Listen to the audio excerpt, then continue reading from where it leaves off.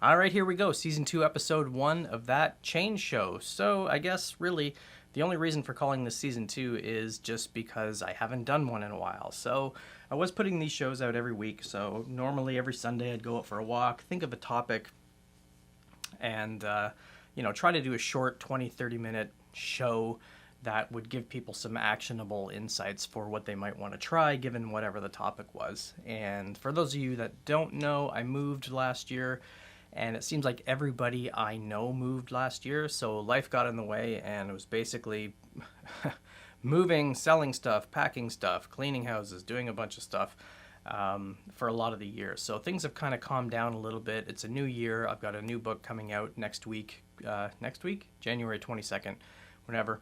And thought I would get back to doing these on Sundays. So let's cut the preamble and let's get into this week's topic. So the next book, like I mentioned, is about how to use AI in change management. So I've been using AI since depending on what you want to call AI, I've been using it since 2022, I guess, and just kind of lurking and watching how it's affecting organizations, particularly in a change context.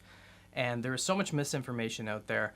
I started working on some content last week and decided, you know what, this actually should be a book because I can't cram all this stuff into a short blog post. And really, what it's kind of intended to do is dispel some of the common myths with AI and change management, because it depends on who you're listening to on LinkedIn. The people who are on the cutting edge of technology say it's going to revolutionize things, it's going to change things, it's going to take jobs. And of course, the people who are in those jobs obviously get angry about that. No, AI can't do what I can do as a human and all this stuff. It's just a fancy search engine.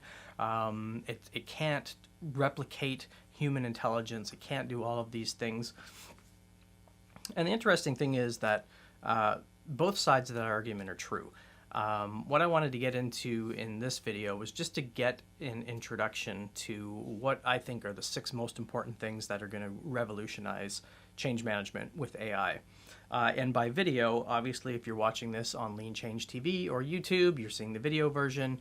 If you're listening on the podcast, go to leanchange.tv. You can catch the video versions. Sometimes I will share some visuals, but I'll describe them as I go as well. So, and vice versa, if you would rather have just the audio version, because I don't really put a lot of production effort into the video part of these, just hit record and go. You can grab those anywhere. You can grab them in Spotify, Apple Music, and whatever your favorite podcast thingamajigger is. All right, so let's get into 6 things that I think are really going to revolutionize change management. Now, the hard part with this list of 6 is there's a lot of overlap between them, plus context matters. So I've worked as a change agent where it's just been me. So I've either come in for an agile transformation or as an external consultant for a systems implementation or something. And you could argue I'm the only change manager. That might be a 20-person organization to a 3,000-person department in an organization that doesn't have any dedicated change people. So these 6 things and the context is really what matters, especially when you talk about, can AI take the job of a change manager? Well, in some cases, yes. In some cases, no. But don't think about it as taking a job. It's not like companies are going to implement AI and then fire all the change managers and AI is going to take away their jobs. But AI can negate the need to have to hire a change person in certain cases and context. So leave your angry comments down below if you're watching this on YouTube, or just post it on LinkedIn about how much of an idiot I am and it can't do that. So the 6 things, I was just thinking about these 6 things as things that I've been tasked to do. So I don't know if this holds true for you as a change agent, but I've had different engagements where, the tasks and activities seem to change on a weekly basis. So it really depends on the context. I'm taking the 6 things that are the most important from my perspective. So let's just list them, and then I'll just do a little quick overview of each of them, and then what you could potentially use AI for these things. So 1, designing training sessions. You can use AI to help you with everything from creating content for that, suggesting exercises, doing pre-surveys, post-survey analysis, stuff like that.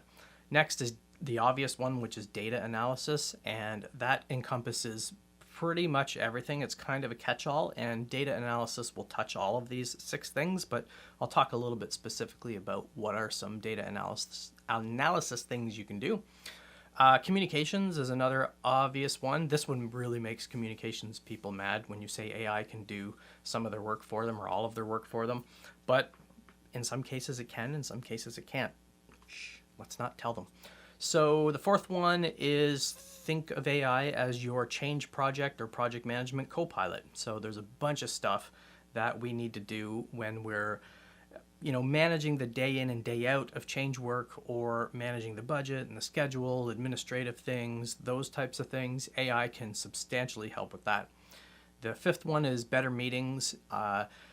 When I say the term AI, I mean the entire ecosystem of tools and things you can use to make your lives easier. Now, some of those things will directly be AI. Some of those things will be other tools like automation tools and other things that maybe don't fit into an AI bucket, but they're still things that are kind of useful. So just when I'm tossing the term out, that's what I mean. And then the last one obviously is content creation, which again, much like data analysis, kind of fits into everything. So let's get into designing training sessions. So here's a really cool one. So what I did, I think it was last week, I was in an organization, and they wanted to run a couple of retrospectives and a couple of general training sessions and things. And much like every company, we were mixed. So we were remote and we were in person. Maybe the first session, it was a 50-50 split. The second one, maybe 70% were in the room and 30% were online. Now, designing training sessions includes everything from doing pre-workshop surveys, post-workshop surveys, suggesting activities, real-time analysis of all the collaboration and exercises that you're doing on the fly, all that type of stuff. So what I did with this one is I already had the sessions designed, and when I say I have the sessions designed, if I'm going into a day-long workshop, I'm prepared to run a 5-day workshop. That means I don't typically do out-of-the-box standard copy-paste training for anything when it's more of a consulting or an internal training thing. So I'm prepared to do a bunch of things. Now, taking that stance is important because it always helps me figure out what's the most important thing for the people. Where AI comes into play is you can analyze their sentiment, their feedback, their questions, what they want to get out of it given the topic in real time. And this is what I did in Miro, for example. So I was using GPT-4 for this. GPT-4 is the newest version of OpenAI's model. If you're watching this, 2 days later after I recorded it, they're probably up to version 5,000 because the industry moves so quick. But a cool thing is, I asked people, tomorrow we're going to do this session. This is the topic. What are your most important questions you hope to get an answer to? Took a screenshot of that, dumped it into GPT-4, and it analyzed it for me and looked for patterns and told me what was most important for people, told me what the outliers were, and then made some suggestions about you might want to focus on these 3 topics or learning objectives. Now, granted, those are all things my brain could have done, but it took 30 seconds to do it. Set a 5-minute timer, they tossed their questions in, grabbed a screenshot, pasted it, gave it a couple of prompts, boom, it gave me the data. So it freed up my brain to do other things, which was focus on the facilitation.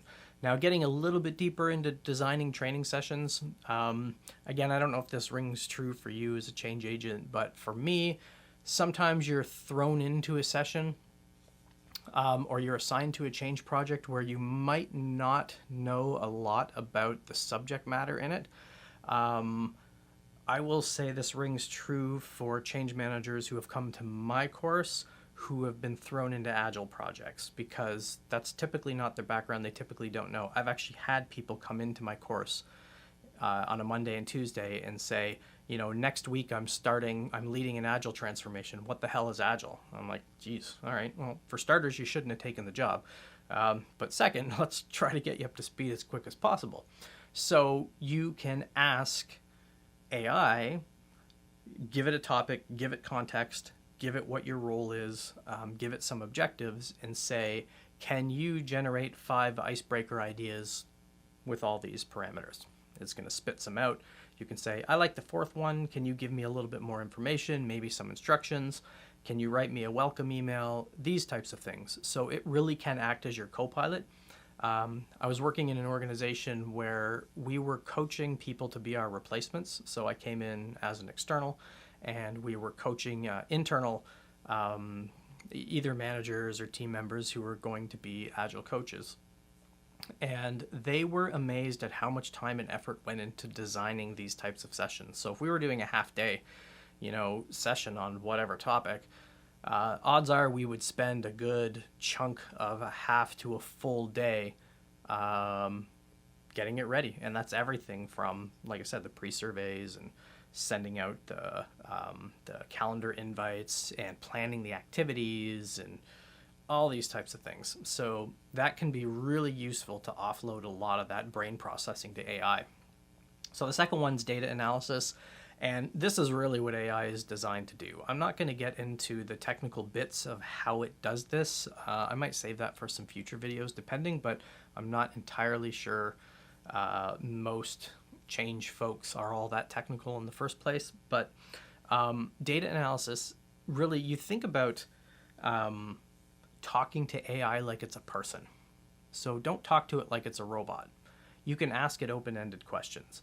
You can ask it, I've been tasked with creating a change record that describes, what's changed from last quarter's plan to this quarter's plan. Simple example. You can put that into AI and you can say, what data do you need and what format do you need it in, so you can give me a 5 bullet point summary, blah, blah, blah, and it will spit out an answer for you.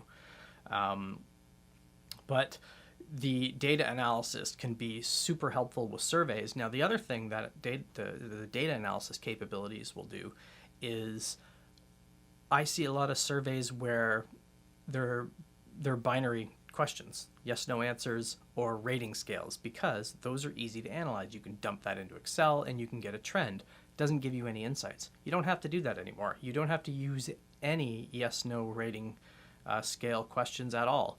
Even if you want to know how much people agree with something, you can have an open text box that you're really focused on the questions and getting people to pour their thoughts into the question, as opposed to just going, doesn't apply, yes, no, maybe, whatever. So it doesn't just make analyzing the data easier, it actually changes your approach where you can get more useful insights and more information. So Gilbert Kridner and I did a state of change management survey. I'll put the links in the description below, back in 2018.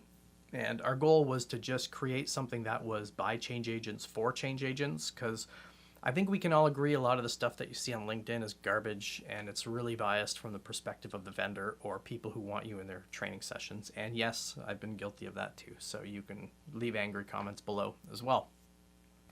But we wanted to do something to find out what's really useful for change agents, what do they want, and what's working for them. That's it.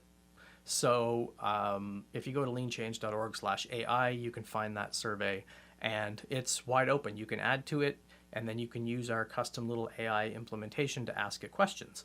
So I would ask it questions like, analyze the responses for the first 2 questions and give me a sentiment analysis on it. So you don't have to ask, do you fully agree? Do you slightly agree? Those types of things. You can ask AI to analyze the sentiment for you and look for patterns and stuff. And that's across the board. That's one tiny example. There's so many other things you can use it for. If you're in an organization that wants to predict the outcome of a change, I'll just quickly go down this dirt road because that always gives me a chuckle. You can get some insights from AI if you feed it your historical data. So if you are tracking your success rates, if you're tracking, what's working, what's not working, employee turnaround, all these types of things, you can dump all that stuff into AI and it can give you a prediction when you ask it, we're going to start on this change. Here's the reason why we're doing it. Here's a few bullet points about what it is, etc., etc. Now, can you tell us what the likelihood of this succeeding are, what problems we might run into, etc.? And that's really the magic part. Now, again, people will say, well, you can do that in a room with people. Well, sure, but you can do that in a room with AI with people. So when I talked about how it's not, in some contexts, it may negate the need for a coach or a change agent, it could, because a manager could just open up, any AI tool and do this. But they're not going to get rid of all the change managers, obviously. So you can think of it as something that's going to help you get more insights to help you make decisions faster. The next one, let's move on to communications. This one's fairly obvious and also the most misunderstood. People will say things like, well, everything it generates is really wooden or robotic, and it doesn't really sound like a human. And that depends on how you prompt it. Now, if you ask it, we're doing a change, here's the topic, here's the parameters, can you generate a communication? Well, yeah, it's going to generate a communication based on its interpretation of what you're asking. Now, if you start to make it a little more personal and say things like, can you write the communication from the perspective of each of the big 5 personality traits? Or, depending on what your flavor of temperament and personality surveys are, from each of the 16 Myers-Briggs types, or each of the 4 temperaments, or each of whatever. And then it will actually customize it. So you can do some things like that. The other thing that you can do is, people also misinterpret communications as somebody who's just locked in a room typing emails all day, which obviously isn't the case. So you can do things like have it generate talking head videos from whatever content it's producing. If you're using any kind of internal social media site, like maybe you're using SharePoint, or you're using whatever these enterprise tools are that look like Facebook, but they're internal. You can generate specific messages for that medium and stuff like that. So you can format for medium. You can analyze feedback. So you can ask it for trends and open rates and click rates and stuff like that. So it can be super useful, not just for writing content and stuff, but also analyzing that data. All right, so the next one is a change in project management bot or assistant. And this one's gigantic as well. It can help with so much. And again, I'm only really relating this to my experience as a change person. So back in the mid-ish 2000s, we were using A3 reports from Toyota. So basically every quarter we would get together with whatever managers needed to be involved, depending on what the objective was. We'd create an A3, and then we would go execute that, and every week we would do a check-in. Every month we would do a bigger check-in and retrospective, etc. And then at the end of the quarter, we'd review what happened, what our objectives were, what our measurements were. Did we hit it? Yes, no, and then we would do the next one. So what I did just for fun is I dug out those old A3s and I asked AI, do you know what an A3 is? And duh, obviously it does. And I'm going to feed you in AI in a big messy Google document. The headings of the document are the titles of the sections. I'll just give it to you. Can you tell me if you can interpret it? Boom, put it in there, and it said, yes, I understand this, that, and the other.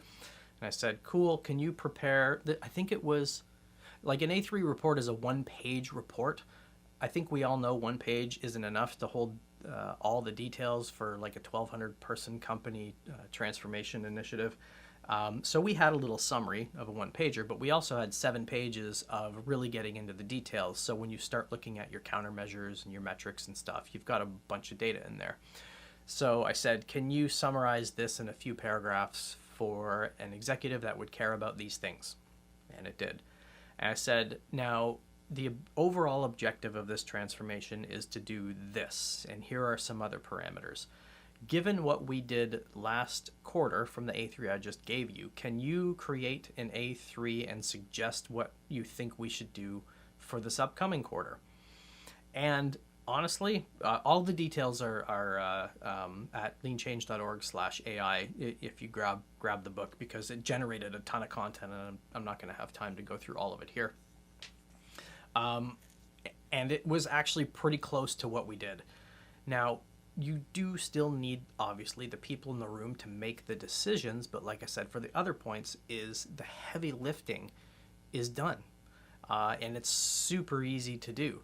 That's just one example. Now, think of all the other things you do as a change or project manager, or if you're the only change agent and you're sort of taking on the role of the comms person, the project manager, and you're doing all the change stuff, this is going to save you so much time. I really wish that this existed when I was working on, big agile transformations in the mid and late 2000s and things like that. But you can do tons of different things. You could feed it all of your status reports and have it look for trends. You could feed it if you're in a regulated environment. So I was in a company where I think they had to provide monthly Freedom of Information Act reports, I think. When you're talking a 6,000 person department, there could be 30, 40 projects going on at a time. Project managers producing weekly status reports. So a PMO is never going to be able to keep up with this stuff. If they're getting, 30 to 40 weekly status reports, they have to go through that, roll that up to a program view, and communicate that outwards, upwards, whatever it is. You can dump all those things in and say, generate me a executive summary for all of the projects related to this program. And it will try to figure it out and do it for you. So it can save a bunch of time depending on what those kind of tasks are. And the obvious thing with project and change management things is it'll help point you to things that can potentially help. So you can give it a change challenge. You can say, all right, well, we've been doing this change project for X number of months. Here's the problems we're running into. Do you have an idea about what I could try? It would give you some generic responses, and then you could say, oh, can you do that again? But here's a little more information about the objective of the change. So you can talk to it like a human, but that can be super useful. The next one is better meetings, and this is everything from doing real-time translations to creating searchable transcripts to creating things like if you're collecting feedback on your meetings, you can have it analyze which ones are good, which ones are not so good, and what people think about it, and sentiment and stuff like that. Now, this isn't only just AI related, but there's tools like D-ID is the name of one of the tools that can do some really interesting analysis and transcription creation. Noty, Noty.ai is another one that plugs into Google Meet and to Zoom, and it'll do this in real time. And it will also allow you to create analysis, not just searchable transcripts based on text, but interpretation as well. So you can use these things with very little barrier. And at the end of the meeting, you can ask people, okay, just on a sticky note, if you're in person, what did you like about this? What didn't you like about this? It can take 5 minutes. You can take a picture of those stickies, dump it into AI, dump in your transcript, and it can give you some insights into maybe helping you figure out, this could have been an email and not a meeting. But there are lots of other logistical things, such as, prepping your agenda, creating summaries, creating meeting minute notes. Easy for me to say. So that's very much similar to what you can do with data analysis and stuff. But again, you think of it as how much time and energy it's going to save doing these things that can get you some insights very, very quickly. The last one is content creation. And you'll notice that content creation is kind of sprinkled in all of these 6 things, because this is the obvious one that people think AI can do. Oh, it can make me an image. Oh, it can write me a blog post. And then, of course, the other side of that argument is, well, doesn't sound like me, sounds like a robot, etc. You can train it to talk like you. You can feed it some things that you've written and say, can you analyze this for structure, grammar, tone? Now I'm going to give you an objective. Can you use that same tone, structure, whatever, to write this piece of content? And it does okay. I've tried this. I've fed it pages of my books and stuff and said, can you tell me what my writing style is like? And it spits out some things. And then I say, okay, can you write something using my style? And then I give it a topic and some bullet points. And it's okay. You still do have to modify it a little bit yourself, but it does save a lot of heavy lifting. So the things you can do with content creation is, I haven't been asked to do this much, maybe a couple of times. I think this point's maybe more relevant in an enterprise setting.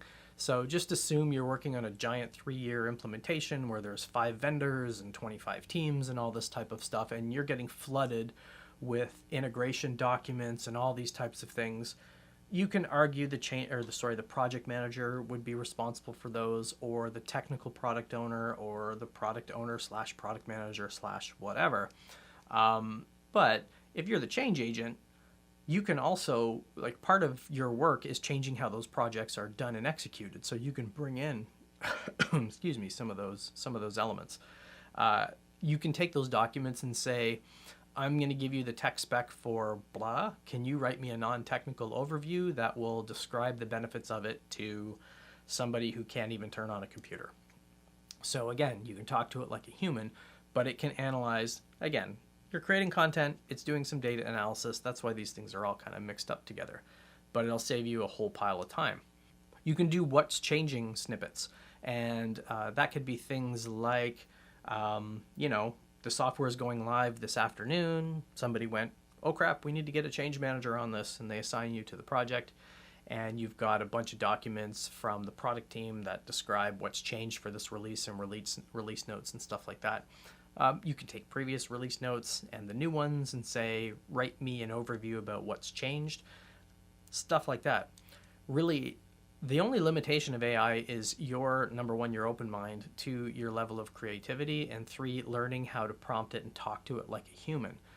Like I said, if you don't give it context, think of a conversation you've had with anybody, right? Or you've posted something on LinkedIn about, I have this problem in this organization, and somebody gives you an answer and you go, you're an idiot. That would never work here. What's missing is the context. AI is the same. It's going to give you a stupid answer if you ask it a stupid question or you don't give it any context. So the same goes with the content production. You can use it. There's some plugins for OpenAI for doing mind mapping, for doing infograph creation, all that type of stuff, which is really cool. Images I've found is a hit and miss. There's a bazillion plugins out there and a bunch of other software that helps you create images with AI. So you might have seen some of these on TikTok or Instagram if you're there, where you can upload any personal photo of yourself and it will turn it into a professional looking photo, the headshot with the crossed arms and all that nonsense. But images just by themselves are a bit tricky. I dabbled with it for the cover of the book. The main problem is AI cannot reproduce the exact same image twice. So it generated a book cover that was perfect and exactly what I wanted, but the text wasn't correct.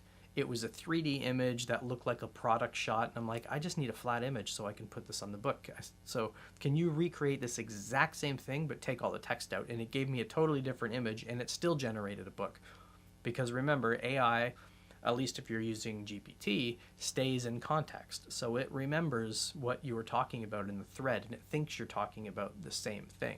So the content production part is, it's always going to remember what you were talking about. I've done a couple of prompts where I say, forget everything I asked you in this conversation, now generate this. Then it will follow that instruction. But it still does save the context. So you can still go back and say, remember when I asked you that question a while back about this? Can you regenerate this type of thing? So that's probably a lot of information to digest. Those are the 6 things I think are going to be the most important for change. I'm going to keep doing a few of these things, probably get into some explainer videos. Again, go to leanchange.tv if you want to find previous episodes or subscribe to the YouTube channel, because I always post them on YouTube and I post them in your favorite podcast reader. And in YouTube, drop your questions below or go to leanchange.org/AI. We've got an open AI survey that's just running perpetually, and we're actually going to use AI to run it and analyze the sentiment. It's all going to be open for everybody to take a look at. And what I really want to figure out is, what is it that is important for change agents? How can they get the most out of AI? And most importantly, how can they not worry about it? Because it's, just a very short story to close off, and this is the opening story from the book, is I was working as a web designer when the .com bubble burst. There were 5 of us on a web team that maintained a public website and an intranet site. I would do some simple applications to support the marketing department.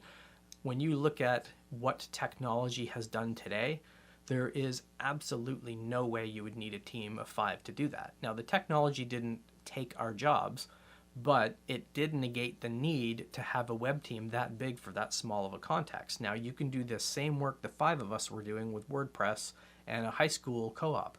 I'm not angry about that because it was actually good, because now it forced me to not just be a web designer. And I think it's the same with change managers. You know, if the only thing you can do is write comms, then sorry, you better get your ass in gear and start learning how to do some other stuff, because you are going to get left behind. I'm sorry if that sounded mean, but that's the nature of technology. Business people want to do more with less. And the leaders in today's companies are going to say, why do we have an agile coaching team with 8 people? Why don't we just use a bot? Get rid of them. You know, Google Scrum Master layoffs, and you'll find thousands and thousands of people who've been laid off because the people who are managing the company via spreadsheets go, oh, well, that agile coaching team isn't billable and they don't provide any value, so just turf them. We got to get rid of 20% of our staff. And I don't think this should be a fear thing either. So maybe I said it a little bit harshly, but the point is, you know, much like developers today are called full stack developers, they're not just one language, one trick ponies like they used to be. Same thing is going to happen in change. You know, if the only thing you can do is 1 or 2 things, it's time to upskill, and AI can help that, because you can ask it questions. You know, here's the context, here's the things we do, what types of skills and things should I be looking to add to my repertoire and stuff. So remember to hit like and subscribe to get notified when new episodes come out, and don't forget to subscribe in your favorite podcast reader. And don't forget, go to leanchange.org/AI. There's a bunch of goodies there, especially the State of Change Management Survey, which is AI driven, plus all of the stuff about what I think is going to help change agents the most. So I'm your host, Jason Little. Thanks for checking out Season 2, Episode 1 of That Change Show. Hopefully I'll get back to a regular schedule. Enjoy your day.